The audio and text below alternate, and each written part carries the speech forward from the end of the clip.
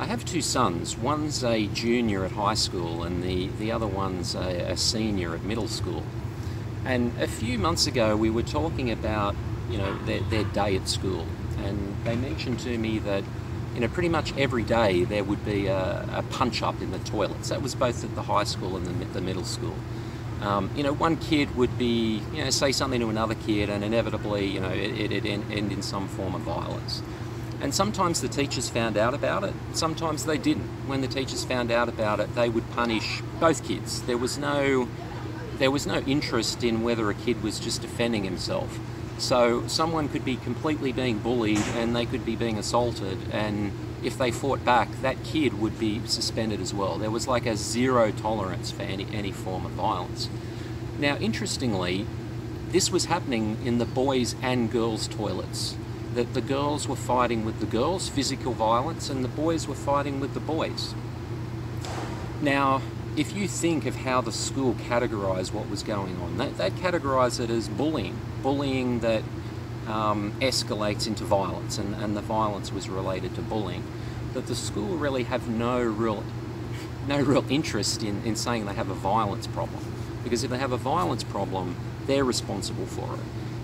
So they call it bullying, and a lot of anti-bullying programs have been developed as a result. Now, this got me thinking about how we categorise domestic violence, because domestic violence is something that I have had experience in personally, not with my wife and my family, but with my mother. My mother was a very controlling woman. And often her behaviour would escalate into violence, or there was always the threat of violence there. It's hard, you don't want to exaggerate these things, but you also don't want to downplay them either. There was violence, and there was a time when the police were called as a result of this violence. Now, I was watching a show a number of years ago called Q&A. Q&A is a panel program in Australia. I was in the US, I was streaming it, watching it in Colorado. And it's a panel program. There's normally 5 or 6 people on a panel with a host, and there's an audience, and the audience asks questions. I understand that the questions are highly predetermined, that before you can ask a question, you need to have it approved. It's in no way people asking questions that haven't been approved. It's presented like that, but I'm told it's not. Now, Q&A had a special about domestic violence, and the panel was stacked, as it always is on this channel, with mainly left-wing people, possibly someone who has a more right-wing perspective, but they always pick people who incompetently argue right-wing stuff, or provocateurs who are there to kind of cause trouble. It's very rare for you to see competent conservative people on this show. Now, anyway, the program was about domestic violence, and I think I was probably looking at the internet, at Facebook at the time. I wasn't paying much attention, and the show was pretty much all the way through. It was talking about how women, the normal feminist narrative that men are there's toxic masculinity, and that men oppress women, and all of domestic violence is perpetrated by men against women. And really, I'm so used to hearing that I expected to hear this, that I don't even think about it. It's just, okay, if my family aren't violent, then so what? If you had have asked me at the time if I had experienced domestic violence, I probably would have said no. What I experienced, I would never have categorised as domestic violence. I would have categorised it as bullying, just like the school would. My mother was bullying, and sometimes that bullying resulted in the threat or the actual the action of violence. Now, at the end of the show, there was a guy that came on, and he was the only male victim of domestic violence. And I now understand, through speaking to several men, that a lot of men were invited to go on this show, but basically they realised that they were not going to come out of it looking good, even as victims. So they boycotted the show. So the man who was on was the only man who was willing to go on this show and risk whatever happened to him. So he gets up and he asks a question, and he says, look, you know, I was a victim of domestic violence. My wife was violent.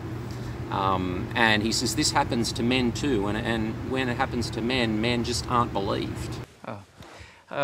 Latest available research from the ABS 2012 Personal Safety Survey and the Australian Institute of Criminology indicates that at least 1 in 3 of victims of family violence in intimate relationships happen to be the men.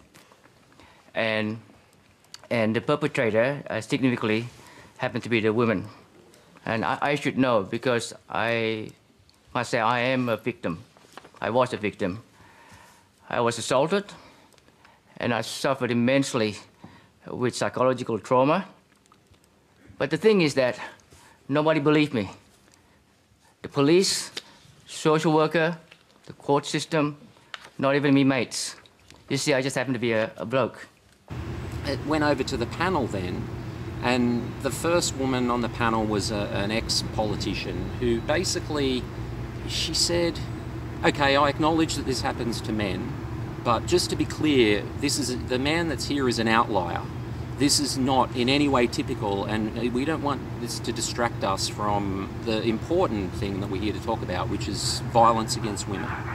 Well, first of all, men and women, boys and girls, can be the subject of domestic, family violence and sexual assault. The ABS statistics are very clear, though, that women are 3 times more likely to be such victims. Can I say, though, that anyone who is the victim of violence deserves to be heard, believed, supported?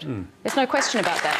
Violence happens to different groups, as we've discussed. It also happens not only in heterosexual relationships, it happens in homosexual relationships as well. The vast majority of perpetrators are men, and that's why it's considered very much a gendered issue across the world and here in particular. So when you talk about neutrality, yes, we have to engage men. You've heard very good reasons tonight from everyone on the panel as to why that is critical, while behavioural change is critical. But also we have to recognise, as I mentioned before, there are some key determinants as to why we have violence to this extent, to this severity, and understanding that there are different definitions of the severity and the impact on women who are disproportionately affected. When you take that into account, we have to acknowledge that this is still a gendered issue. So neutrality doesn't always cut it. You've said it, Charlie, tailored programs, targeted programs. One size fits all doesn't work. There is a gender aspect to this issue, and that is not to say that other quick response if you're going to get in, Simon. Now, okay, that happened. I suppose I've seen that happen before. I didn't think much of it. And then a guy came. The next guy to answer his question was a male, and what this guy started, what he said, that started to bother me. What he did was the statistic that was thrown out, which was that 1 in 3 domestic violence incidents are male. Or, you know, men being victims and women being the perpetrators. And what the guy started to do was he then redefined the 1/3 of male victims as the minority. So they weren't men anymore, they were the minority. And then what he started to do was throw in all of the other minorities. The minorities was a grandmother being assaulted by her grandson. It was gay men. It was pretty much everybody else who wasn't a cis female was categorized as a minority. And what he then did was he then took that 1/3 of men and he made it that this guy just happened to be one small fraction of the 1/3, which was in fact the minorities. Of course, when we're focusing on the majority, which is what we are at the moment, that far more women get harmed, minority voices get lost in this. Some of the minority voices that experience violence, I'm seeing an increase on the Gold Coast, and indeed we are nationally, of adolescent sons abusing their mothers, especially when there's not another bloke around to say, hey mate, step it down. That's a problem. Elder abuse is a huge problem. Same-sex relationships is a huge problem in domestic violence and men. And those minorities included women who were also in the 2/3. That he came with gender. What was presented was a gender-based statistic, and they used their intersectional politics to dilute that 1/3 with all of the other people that they could throw in there.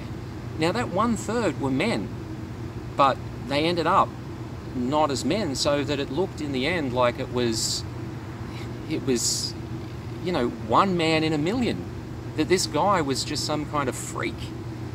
Now, at the end of the show, you know, even when I watched it, you know, this show is so ridiculous that it's highly rating, but it's just such a debacle of left-wing politics that really, you know, sometimes you just watch it to be outraged, or watch it, you know, to throw stuff at the television. But for weeks after, I was bothered by it, and I didn't understand why. I just didn't understand why I was bothered by it. And after a few weeks, I kind of realised that I was bothered by it because I experienced what really could easily be categorised as domestic violence. That my mother she had a pattern of behaviour, and she did it to all of us, where if she wanted something, she would hint to make it look like it was something you came up with. Like, have you ever considered this? And when you said no, then she would, you know, suggest, well, look, I was thinking that maybe you should do this. And then you'd say, no, well, I don't agree, it's not for me. Then she would start with the dread. You know, well, look, have you ever considered that if you don't do this, something bad would happen to you? If you don't do this, you will be a failure in life, or, you know, some form of dread. And when that didn't work, then she would start with some kind of, she would start taking something off you. Well, if you don't do this, I'm not driving you here. Or if you don't do this, I'm going to stop doing this. And then when that didn't work, then, you know, there was a strong implication of violence. And because there had been violence before, you knew that really when she came to you with a suggestion, that suggestion always carried with it the risk of violence. Now, what made it worse was that often she could then turn her attentions to someone else in the family. So you had to deal with the risk. If you didn't capitulate, you had to deal with the risk that she would turn her attentions onto my father, or turn her attentions onto my brother and sister, and that they would despise you for this. You know, they would look at you and say, well, look, if you had just done what she said, okay, we know it was unreasonable. We all know how this works. If you just had have done it, then she wouldn't be turning on us. So in the end, you know, if you didn't capitulate, you knew that not only did you have to deal with her, but you had to deal with, you know, the other inmates in the household, the other ones who were suffering as well. So, you know, that was my experience. I wouldn't have categorised it as domestic violence, but there was violence there. The police were called. And, you know, often, you know, I learnt that you would have to run from her, that the safest thing to do was run and barricade yourself in your room. And you knew that the others would suffer for this. But, you know, you just had to get away from it. Because sometimes you just couldn't agree with her. You couldn't do what she wanted. Some of these things she wanted you to do were life-changing things. And as you get older, you know, you have a right to pick your own path, what school you go to, or what friends you have.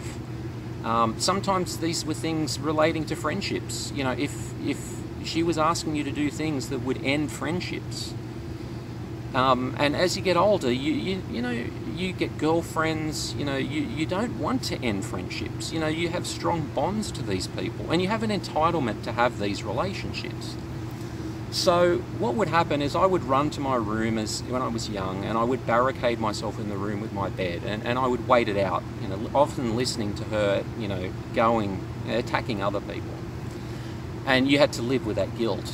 But as I got older, I realised that I was no longer running for my protection. I was running to protect her. Or really, if I'm honest, I was running to protect myself from an allegation that I had hit back, that I had defended myself. So I learnt this pattern of behaviour, which stayed with me into my adult life, of when there was conflict, for the protection of myself against an allegation that something happened, that I would go and physically barricade myself into a room. Not that there was a risk of any violence against me or from me, but when you learn these patterns of behaviour, often you don't even know that you're doing it. And in fact, the pattern of behaviour of barricading myself in a room, and I would put things up against the door, this pattern of behaviour, I didn't even know I was doing it.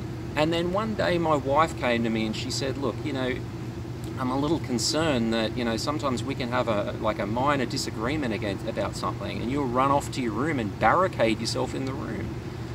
And I didn't know, like, okay, I was being confronted with it. I didn't know what to say.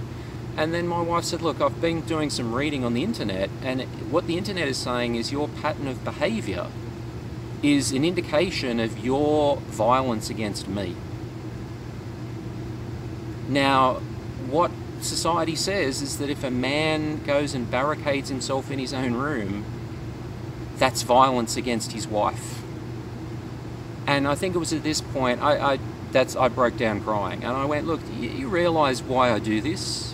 I do this not because I'm afraid of hitting you or afraid that you'll hit me or that something will go wrong.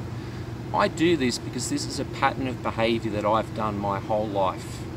That what I do is, it first started with me running from my mother to protect myself from her violence. And in the end, it ended with me as a 16 or 17-year-old 6-foot-tall man protecting myself from being pushed too far and hitting her back. And I think it was then that it really hit home for me what it's like for men. That really there's no good option. When a man experiences these things, whatever he does will somehow be twisted into making him the perpetrator.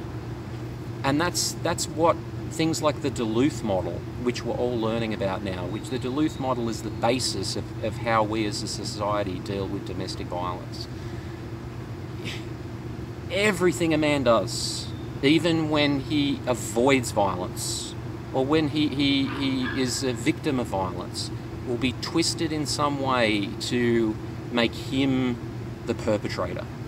To the point that even if a man goes to police in some parts of the United States with a domestic violence claim, and he's got bruises, and he can have video. Even if there's video of him being assaulted, he will still be forced to go on a course to stop being a domestic violence perpetrator. That's the law in these states. Now, what I realised, and this is why this video bugged me, and it bugged me for a number of years, I'd say 3 or 4 years. What bugged me, it only occurred to me what bugged me.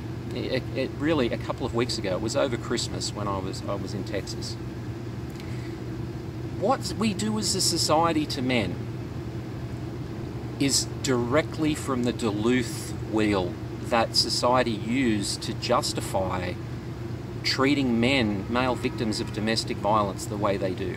They say that men have power and that they exercise this power by denying that women are victims, that denying that they contributed to the situation in the household.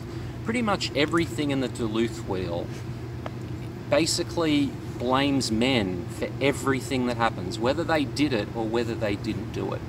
Now, what the domestic violence industry run by feminists has actually done is they've taken all of the parts of control that they allege men perpetrate against women, and they have created a societal system that has society do that exact same thing to men. So when the man went on Q&A and he said that well, let's take a step back. When the ABC decided to do a program on domestic violence, they knew that they would have to have a man on there for some form of credibility, a male victim. Before they said to those men, before you go on, we need to see you're going to get one question out of 20. You might not even get a question. We might not even get to you. But before you go on the show, we need to approve your question. Now, most men who had been victims just walked away at that point. Then a man came on and he asked his question, and then the whole panel completely eroded what happened to him.